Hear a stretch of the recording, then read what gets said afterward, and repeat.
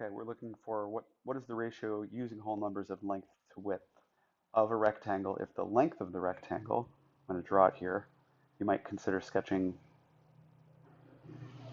a picture. It's maybe helpful to visualize it. I don't know, maybe it's not. The length of the rectangle is 7.5 inches, and the width is 4 3/4 inches.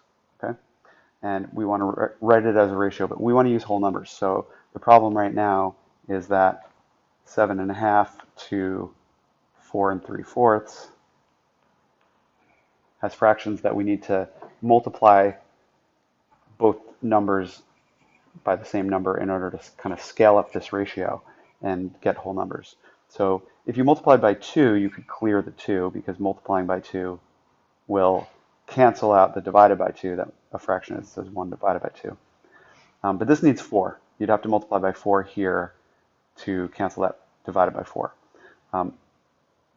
So you can actually multiply them both by 4, and you'll get whole numbers for both of them because 4 is the common multiple of 2 and 4. Peely actually had a trick, which was to turn this into 2/4 so they have the same denominator, which is an excellent suggestion because then what happens is when you multiply both sides by 4, and again, you can see that this is equal, right? 1/2 is 2/4. When you multiply both sides by 4 to scale it up, you say 4 times 7 and 2/4 is 4 times 4 3/4.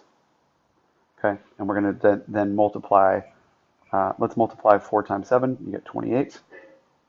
And you can add to that 4 times 2/4. The times 4 will cancel out the divided by 4 of the fraction, leaving you with just 2. So we're going to add to that another 2 that you get from multiplying the fractional part. Okay, and then you say 4 times 4